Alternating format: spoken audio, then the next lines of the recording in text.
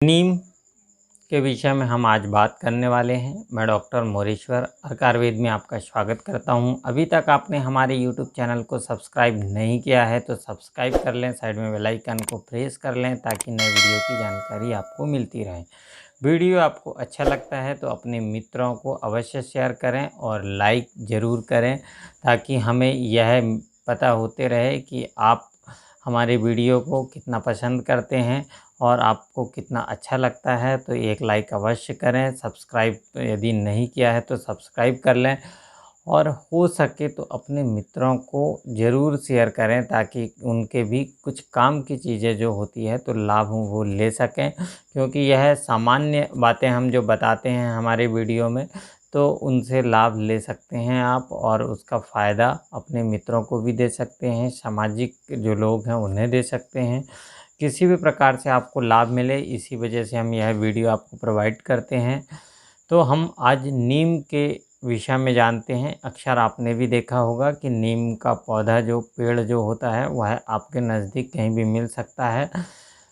प्रत्येक व्यक्ति इससे परिचित होता है और प्रत्येक व्यक्ति को इसके बारे में जानकारी होती है, क्योंकि नीम को उसके कड़वेपन के कारण बहुत से लोग जानते हैं और अक्सर लोग कड़वाहट के कारण ही नीम को जानते हैं। सभी लोगों को पता है, आपको भी पता है कि नीम कड़वा होता है, उसके बाद भी नीम के जो लाभ है उस स्वास्थ्य में उसका प्रभाव होता है, वह जो शरीर को लाभ देता है। इसलिए उसका जो एक कह सकते हैं कि जनमानस में नीम का प्रभाव बना हुआ है, वह हमेशा से रहा है, वर्षों से नीम के लाभ रहे हैं। नीम के फ़ायदे क्या-क्या हो सकते हैं, नीम का उपयोग किन-किन बातों में कर सकते हैं, इस प्रकार से हम आज पूरी चर्चा करने वाले हैं। तो नीम के जो फ़ायदे हैं उसको देखें आप तो नीम के पत्तों का काढ़ा बनाकर आप प्रयोग कर सकते हैं। नीम के पत्तों से आप यदि किसी व्रण हो गए हैं या घाव हो गए हैं तो नीम के पत्ते के काढ़ा बनाकर उसको धुलते हैं तो उससे वह एंटीबायोटिक या एंटीवायरल की तरह प्रभाव करेगी और एंटीबायोटिक की तरह उसे क्लीन करेगी। या जो आप दूसरे लोशंस क्रीम लगाते हैं उससे या फिर धुलने के लिए जो प्रयोग करते हैं उससे बहुत अच्छे प्रभाव इसमें नीम में मिलते हैं। तो आप नीम का प्रयोग कर सकते हैं। नीम में यदि आप हो सके तो नहाने की साबुन भी आप तैयार कर सकते हैं। नीम साबुन जो आती है मार्केट में भी अवेलेबल हो सकती है, तो यदि आप उससे नहाते हैं तो चर्म रोग में आपको राहत मिलती है, चर्म रोग में फ़ायदा होता है।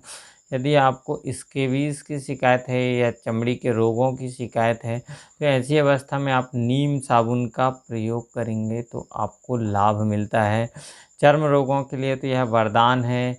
जैसे कुष्ठ रोगों में भी नीम पत्र जो होते हैं, नीम पत्र का पाउडर बनाकर यदि प्रयोग करते हैं, साथ में अन्य औषधियाँ भी प्रयोग कराई जाती हैं, पर नीम का अपना विशेष महत्व होता है।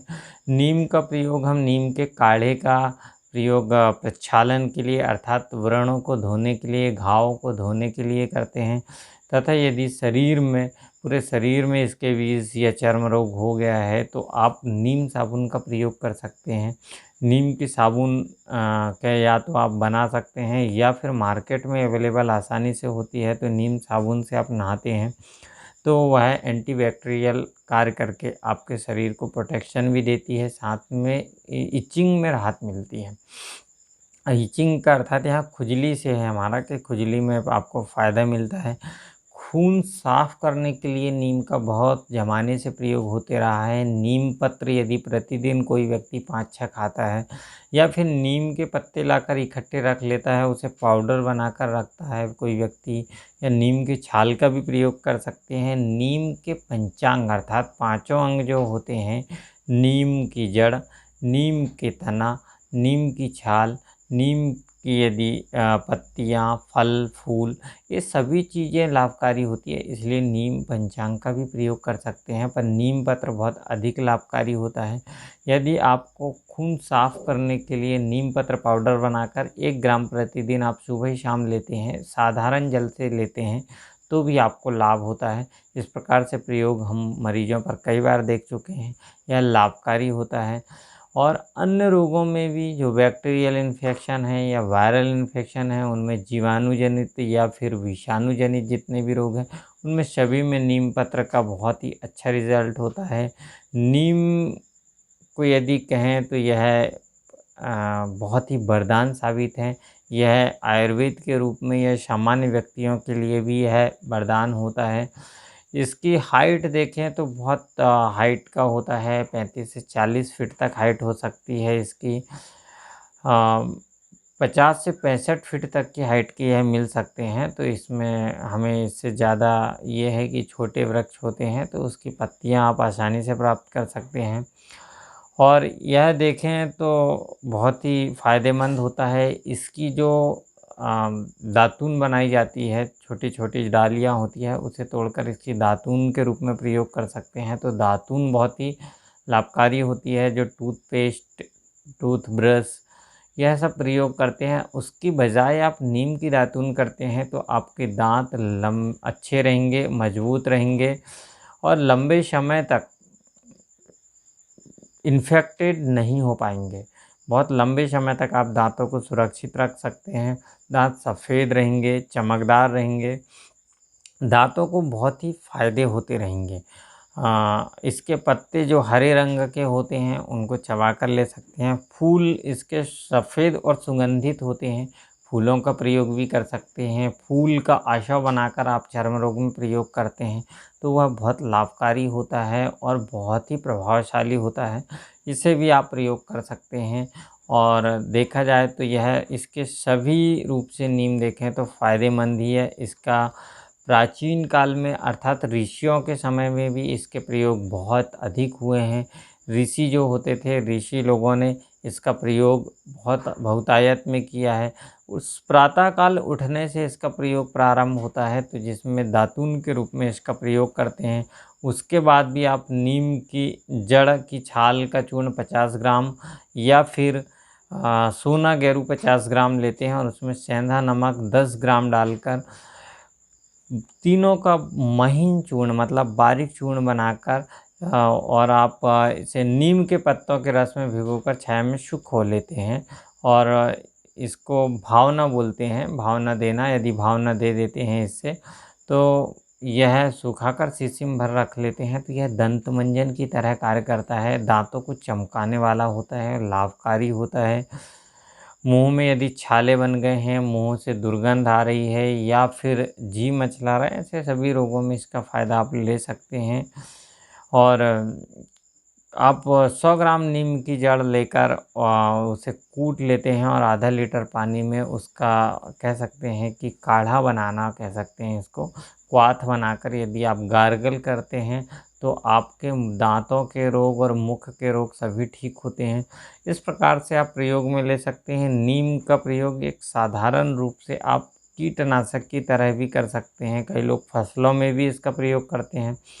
नीम के पत्तों का क्वाथ बनाकर फसलों में छिड़काव करते हैं तो फसलें भी कीटनाशक की तरह कार्य होता है और फसलें बहुत अच्छी होती है। तो लोग विभिन्न प्रकार से इसका प्रयोग करते हैं। नीम की छाल और इंद्रजौ या बाइबिडंग को बराबर मात्रा में लेकर चूर्ण बना लेते हैं इसका पाउडर और 1.5 ग्राम की मात्रा में हींग के साथ लेते हैं तो या और मधु के साथ ले सकते हैं तो पेट के कीड़े से ठीक होते हैं। पेट के कीड़े में लाभ होता है। इस प्रकार से एसिडिटी के लिए भी आप लाभ ले सकते हैं। पत्तों का बहुत अच्छा प्रयोग होता है, इसकी जड़ों का प्रयोग होता है, इसकी जो छाल है उसका भी बहुत अच्छा प्रयोग होता है। तो नीम को विभिन्न रूप से आप प्रयोग में ले सकते हैं और नीम यह ऐसा है कि आप दर्द के रूप में जोड़ों के दर्द में भी आप इसकी फुल्टीज़ बांध सकते हैं या फिर छाल को पानी के साथ खूब महीन पीसकर दर्द के स्थान पर लेप करते हैं तो भी आपको लाभ मिलता है। और नीम तो विभिन्न प्रकार से आप गाउट के लिए प्रयोग कर सकते हैं, गठियावात के लिए नीम का प्रयोग आप कर सकते हैं। गठियावात में भी आपको लाभ मिलते हैं इसमें। नीम के तेल का प्रयोग चर्म रोगों में बहुत अच्छा देखा गया है, इसे आप प्रयोग कर सकते हैं। और नीम का तेल जो होता है वह इचिंग को तुरंत रोकने वाला होता है, खुजली को तुरंत रोक देता है। इस प्रकार से आप इसका फ़ायदा ले सकते हैं। और नीम जो देखा जाए तो एक्जिमा एक्जिमा जैसे रोगों को, सोरियासिस जैसे रोगों को इसके प्रयोग से लाभ होता है। दाँत, खाज, खुजली, फोड़ा, फुंसी, सिफिलिस जैसे रोगों में यदि देखा जाए तो यह लाभकारी होता है। यह आप क्वाथ के रूप में या पाउडर के फॉर्म के रूप में या फिर किसी भी रूप में नीम का प्रयोग करते हैं तो आपको लाभ अवश्य मिलता है। तो आप इसे आज़माइए, इसका उपयोग कीजिए और जो नीम का वृक्ष है उसका फ़ायदा लीजिए। आज के लिए इतना ही। नमस्कार।